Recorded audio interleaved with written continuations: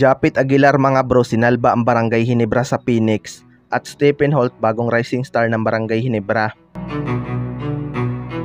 So nakuha na nga ng Barangay Ginebra ang kanilang pangatlong panalo mga bro laban sa Phoenix Fuel Master.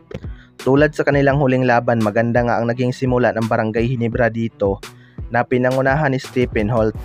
Grabing sipag nga ang pinapakita ni Stephen Holt sa depensa at opensa mga bro.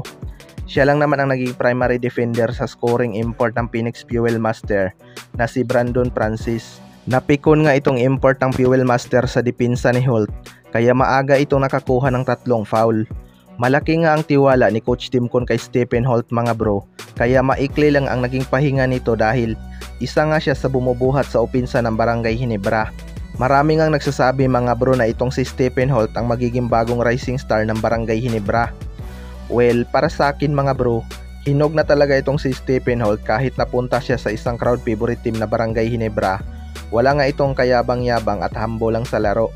Pinapatunayan nga ni Stephen Holt na hindi nagkamali ang Barangay Ginebra sa pagkuha sa kanya.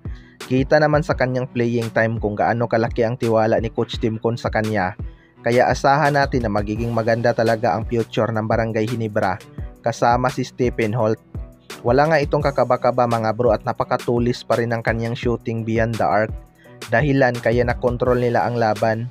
Sa kabilang banda naman mga bro, Japit Aguilar sinalba ang Barangay Ginebra.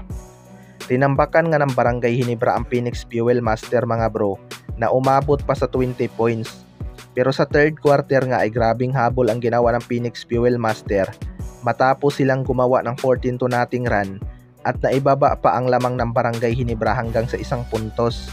Pero to the rescue naman itong kanilang mga shooter na sina RJ Abarrientos at Stephen Holt para ilayo ulit ang lamang. Take over din si Justin Brownlee mga bro na mayroong triple-double performance. Tahimik lang noong first half pero noong kailangan na siya ng Barangay Ginebra, dito na nga siya umiscore ng 23 points, 12 rebounds at 10 assists. Pero ang isa talaga sa sumalba sa Barangay Ginebra ay itong monster performance ni Japit Aguilar mga bro na mayroong 31 points at 4 rebounds. Hindi nga mapigilan ng Fuel Master itong si Japit Aguilar sa painted area. Nagbunga nga ang tiwala ni Coach Timcon kay Japit Aguilar na babalik ang kanyang dating laro kapag nawala si Stan. Nag-iiba lang talaga ang face ng laro kapag si Isaac Go ang nasa loob dahil mabagal nga itong gumalaw unlike kay Japit Aguilar. Pero binibigyan naman siya ni Coach Timcon ng kumpiyansa mga bro. Hindi naman kasi inside player itong si Isaac Go dahil modern big nga ang kanyang laruan. Mas komportable nga siya kapag sa labas ang kanyang laro. Kaso iba nga ang kanyang role sa Barangay Ginebra, lagi nga siyang nasa painted area, nag-aabang ng pasa at rebounds. Kaya nahihirapan talaga siyang makuha ang kanyang laro. Kayo mga bro, ano masasabi nyo tungkol dito?